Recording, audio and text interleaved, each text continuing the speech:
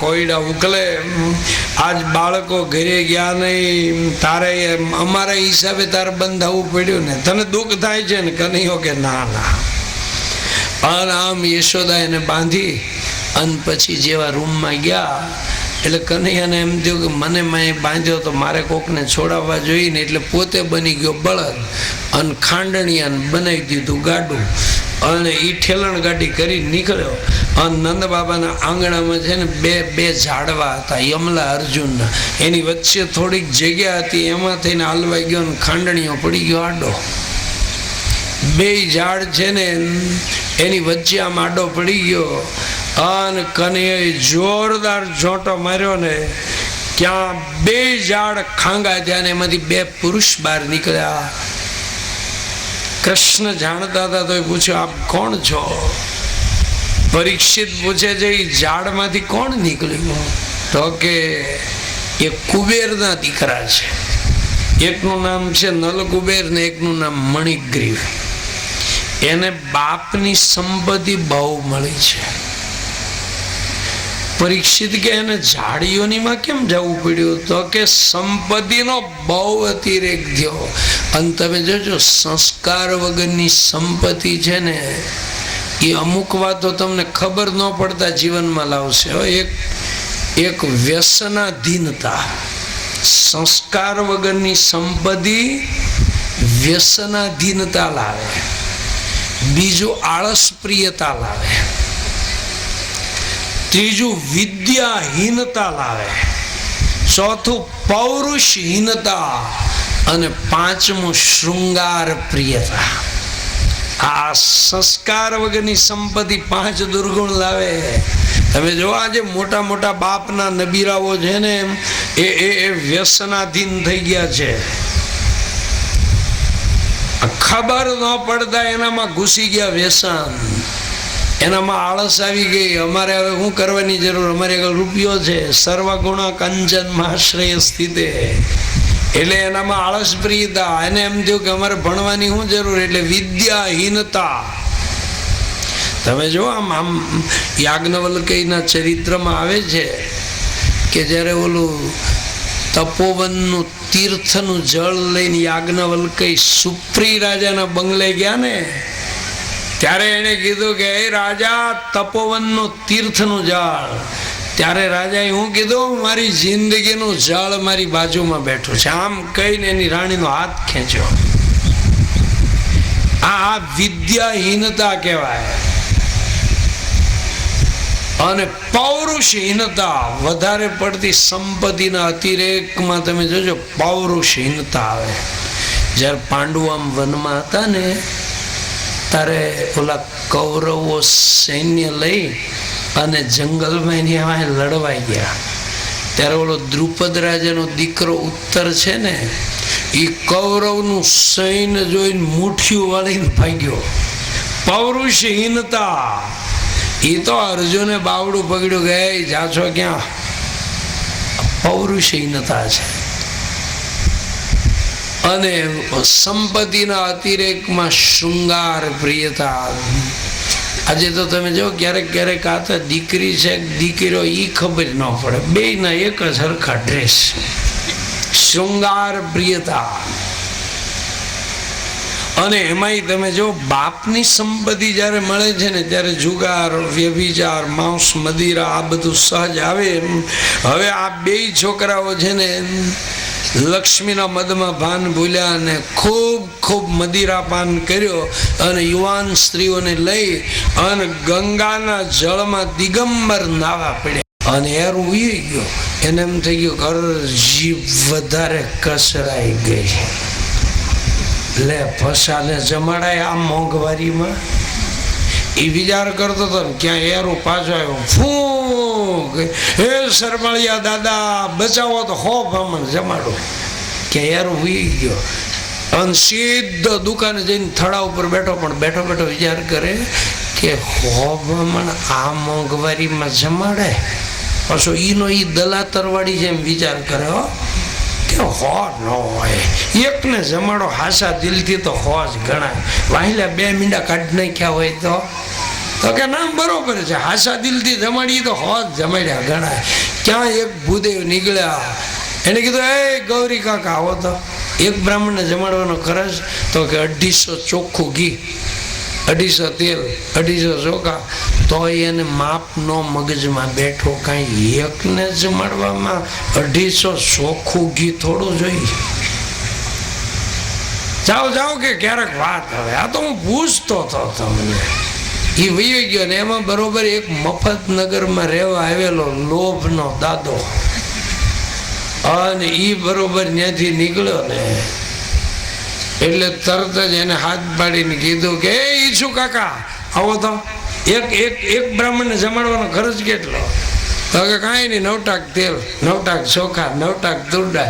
તો કે હા લ્યો, તમે જે હાસા માણસ છો, હાસા ભૂદેવ છો, મારે એક બ્રાહ્મણ જમાડવો છે. તો ઓલો કે આપી દે, મારે આંટા ન મારવા. તો કાંઈ દુકાને થોડું હોય, હું તમને ચિઠ્ઠી લખી દઉં, ઘરે જાઓ ને ઘરવાળી તમને બધું આપી દેશે. તો લખી દો. શેઠે બેઠા બેઠા થડા ઉપર ચિઠ્ઠી લખી કે શેઠાણી શ્રી આવેલ બ્રાહ્મણ જે માગે એ એને આપી દેશો.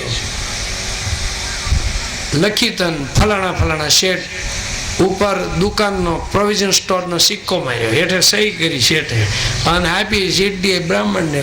એ બ્રાહ્મણ લઈને ગયો સીધો શેઠાણીની પાસે.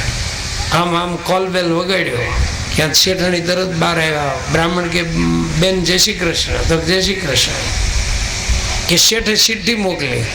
શેઠાણી ચિઠ્ઠી વાંચી અને તરત હરક થયો કે આજ મારે સોનાનો સૂરજ ઉઈ ગયો. લ્યો 20 વર્ષ ત્યાં પૈણ્યા ને, પણ હજી કોઈને જમાડવાનો વિચાર એને આવ્યો નહોતો. આજ આ ચિઠ્ઠીમાં લખ્યું છે કે આ બ્રાહ્મણ જે માગે એને આપી દેજો.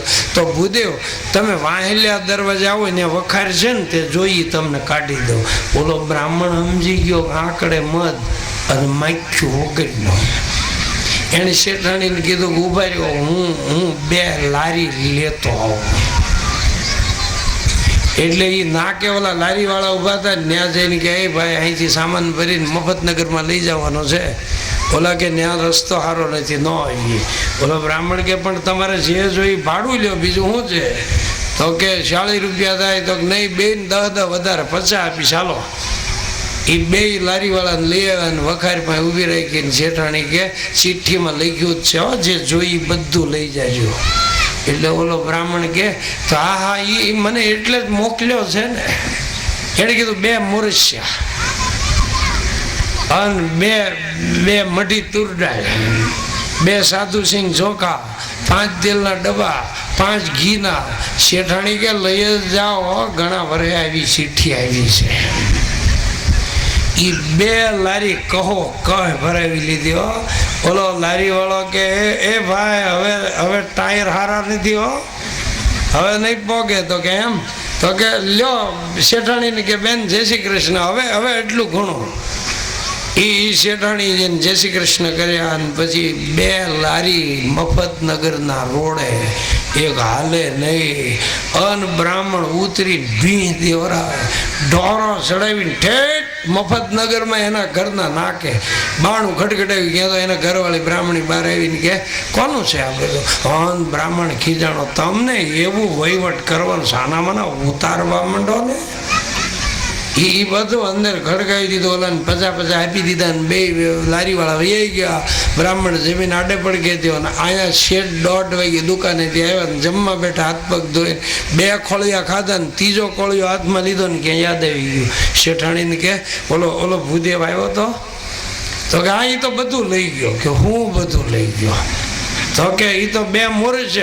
એ મોરી છે કીધું, ક્યાં તો કોળિયો ઓટ પાસેથી પડ્યો, લાભ દઈને થાળીમાં છેતરી ગયો. આમ કરાય. અને એ તો બડબડ કરતો, પગમાં ચંપલ વગરનો, હેઠા હાથ, સીધો જ ગયો મફતનગર. આમ કરાય. દૂરથી અવાજ કરે ને કે ઓલો બ્રાહ્મણ સાંભળી ગયો. ઘરમાં શેઠ આવ્યા. ઘરવાળીને કે ભારે કરી. એની ઘરવાળી કે ચિંતા ન કરતો.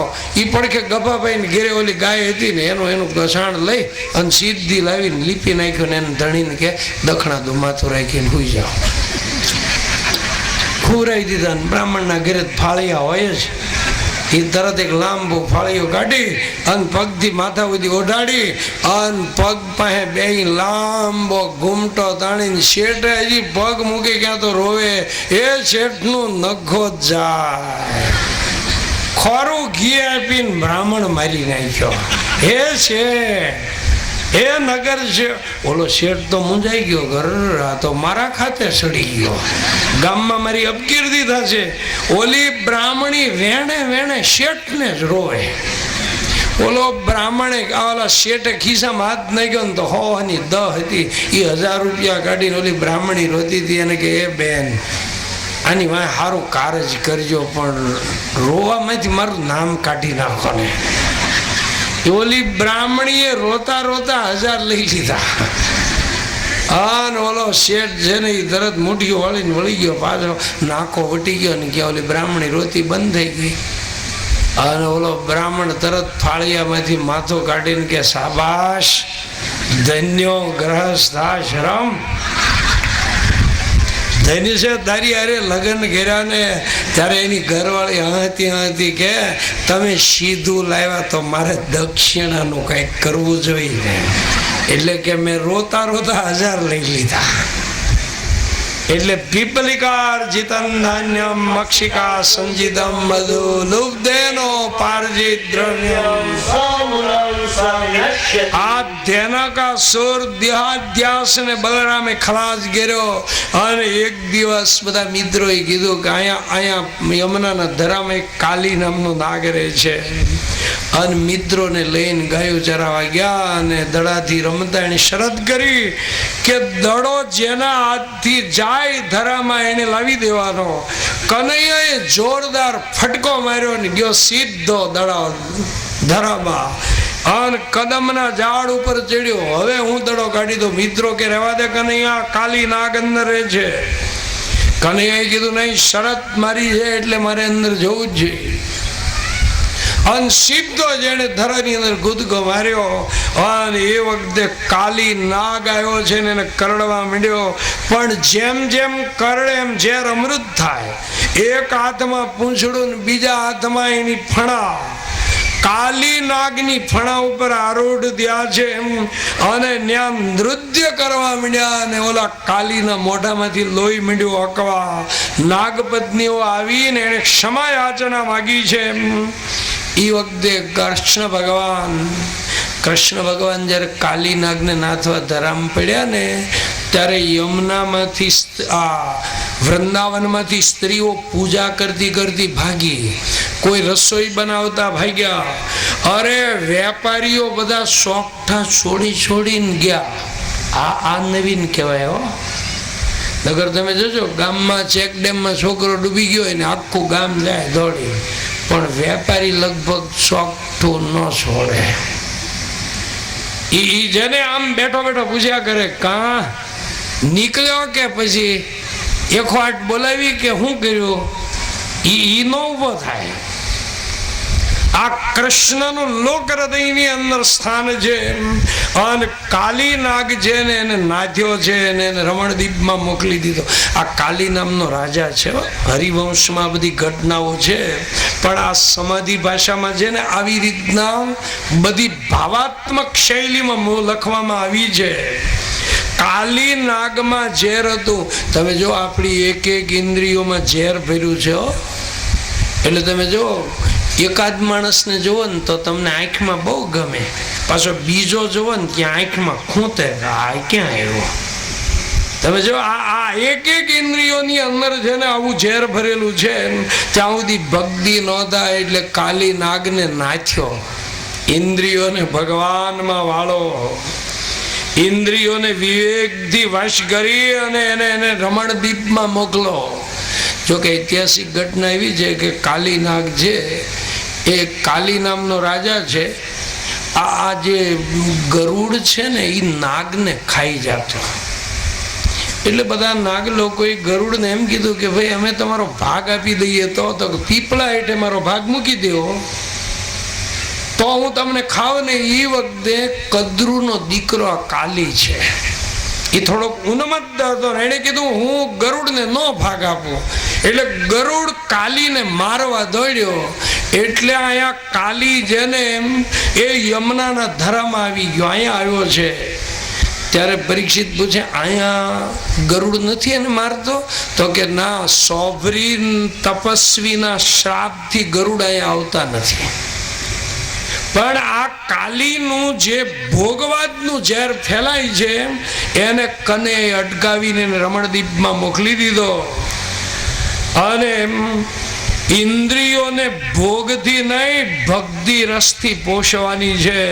અને પછી હાંજ પડી ગઈ અને બધા યમુનાને કાંઠે રાત રોકાણા. અને રાતે દાવા અગ્નિ હળગ્યો. કૃષ્ણ ભગવાન છે ને દાવા અગ્નિને પી ગયા. 2 વખત આ કથા આવે છે. એક વખત ગાયોને ચરાવતા હતા અને વનમાં દાવા અગ્નિ હળગ્યો. કૃષ્ણ ભગવાને ગોવાળિયાને કીધું આંખ બંધ કરો, અને ભગવાન વિરાટ રૂપ લઈને પી ગયા. દાવા અગ્નિ એટલે ઘરના સભ્યો આપણું કીધું ન માને, હૈયું બળે ને દાવા અગ્નિ કહેવાય. પત્ની કહ્યું ન માને, છોકરા કહ્યું ન માને, કુટુંબના ન માને. અને જ્યારે જ્યારે દાવા અગ્નિ હળગે ને ત્યારે હંમેશા અંતર્મુખ બનો. આ સંસાર કેવો છે ને હજી સુધી કોઈને ખબર પડતી નથી. કેમ રૂપ છે? કોઈ કે સંસાર સારો ને કોઈ કે ખારો, કોઈ કે સંસાર ગયો ને કોઈ કે કડવો. જેવી જેની અનુભૂતિ. જેમ અંધ માણસ હાથી કેવો છે એમ કહી ન શકે, એમ સંસાર કેવો છે એ માણસ કહી ન શકે. એટલે હંમેશા જેને દાવા અગ્નિ બળવા માંડે ત્યારે અંતર્મુખ બનવાનું. અને એ પછી પ્રલંબાસુરના વધની કથા આવે છે. એને ખલાસ કરી અને હવે સોહામણી શરદ ઋતુ આવે છે. નિસર્ગ સોળે કળાએ ખીલી ગયો છે. મહારાણી યમુનાના પાણી ખળખળ ખળખળ હાલ્યા જાય છે. અને એ વખતે કદંબના ઝાડ ઉપર ભગવાન વાંસળી વગાડે. એ હરિ વેણુવા છે રે હો વ્રજમાં, વેણુવાય છે રે હો વ્રજમાં. કાનો વેણુવાય છે રે હો વ્રજમાં, કાનો વેણુવાય છે રે હો વ્રજમાં.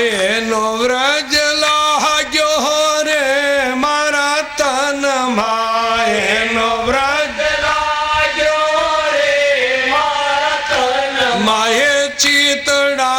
ઝટપટ રે હો લાગી. ચિતડામાં ઝટપટ રે હો.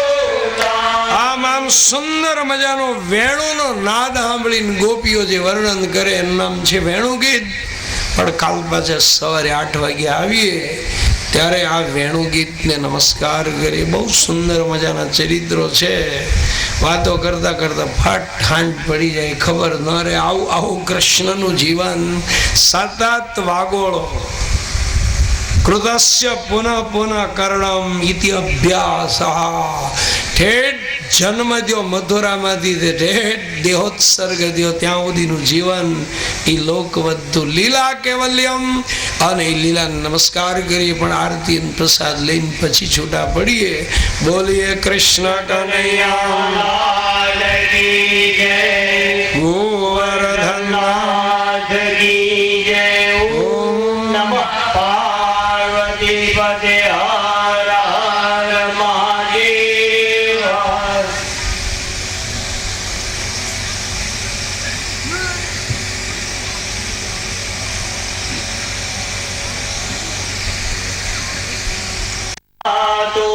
ભદ્રાન કરણે અદ્ય બ્રહ્મણ દ્વિતીય પ્રાતિ શ્રી શ્વેતવારા કલ્પ સપ્તમે વૈવસ્વતામન ગંતરે અષ્ટાદમે કલિયુગે કલિ બ્રહ્મચરણે ભૂર્લોકે ભારત વર્ષે ભરતખંડે સૌરાષ્ટ્ર ભેટી ક્ષેત્રે 2065 જમણી સાઈડમાં મમ સમસ્ત પિતૃનામ નિર્તિશે આનંદ ઉત્તમ લોક પ્રાપ્તિ અર્ધે મમ ગૃહે શ્રીમદ ભાગવત જ્ઞાન યજ્ઞ નિમિત્તાયામ पंचम दिने सायं पूजन निरंजन चाहम करिष्ये। જોડીને ભાગવત ભગવાનને પગે લાગો. સહસ્ર શિરેખાસનમ સમર્પયામિ. ભાગવત ભગવાનના પગ ધોઈએ પાદ્યો પાદ્યંજલન. ભાગવત ભગવાનના હાથ ધોઈએ હસ્ત્યો અર્ઘ્યંજલન. ભાગવત ભગવાનને પીવાનું પાણી આચમનિયંજલન. ભાગવત ભગવાન સ્નાનીય જલમ સમર્પયામિ. ભાગવત ભગવાનને વસ્ત્ર પહેરાવું છું. હિરણ્ય વર્ણમ ઉપવસ્ત્ર યુક્તમ પિતાંબરમ તમ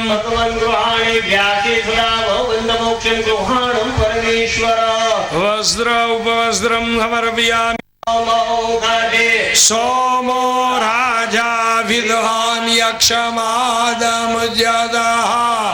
ઓમ ભૂર્ભુવસ્વહં. ભાગવત ભગવાન ચંદનમ સમર્પયામિ. અક્ષતાન પુષ્પમ જ પુષ્પમાલાન ગુરુ ચંદનમ દેવદારો કર્પૂર કૃષ્ણા ગુરુનાગરાની કસ્તુરિકા ઉત્તરાપોષણમ જલમ સમર્પયામિ. હસ્તપક્ષાલ્યમ મુખપક્ષાલ્યમ આચમનિયમ જલમ સમર્પયામિ. ભગવાનો કર્ણવર્ણાથી નમસ્કાર. મુખવાસાર્થે ભરતાંબૂલમ સમર્પયામિ.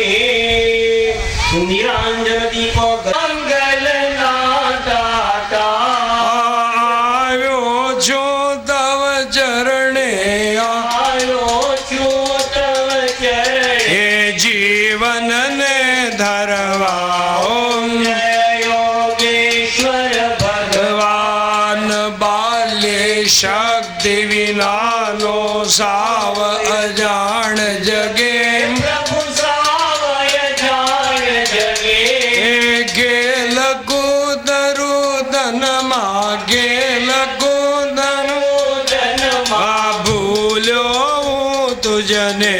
ઓમ જય યોગેશ્વર ભગવાન. યૌવન માય વિવેકી મસ્ત બની નાચો. પ્રભુ મસ્ત બની. ઓમ જય યોગેશ્વર ભગવાન. ભગવાન વૃદ્ધ થયો દુર્બલ હું દીન બન્યો પાપે. પ્રભુ દીન બન્યો પાપ. હે રોગ વિયોગ મુજાણો. રોગ વિયોગ કે મુજાણ. યોગ નહીં સાધ્યો. ઓમ જય યોગેશ્વર ભગવાન. અનભેદ ધરી ભટક્યો. ભાવ જીવનનો ખોયો.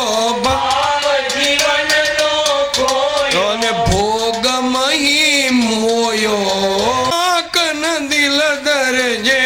પ્રભુ આપન દિલ ધરજે. હે માપ ગુનાઓ મારા. માપ ગુનાઓ મારા. આ બાળ ગણી કરજે. ઓમ જય યોગેશ્વર ભગવાન. ભગવાન જીવનનો પ્રવાસી દ્રષ્ટિ દાન દેજે. પ્રભુ દ્રષ્ટિ દાન દેજે. એ દવ સમીપ સંચરવા. દવ સમીપ સંચરવા. ભક્તિ દાન દેજે. ઓમ જય યોગેશ્વર ભગવાન. કર્પૂરપુરેણ મનોહરેણ સુવર્ણ પાત્રંતર સંસ્કૃતેન પ્રદીપ્તપાદા સંગતેન વિશ્વપુરે બોલીએ ભાગવત ભગવાન. ભગવાન કી જય.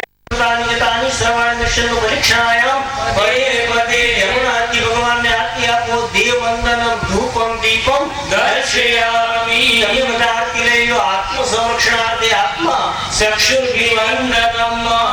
થાળી બંધ પાસે ઉગી દો. હસ્તે મંત્ર પુષ્પાંજલિ.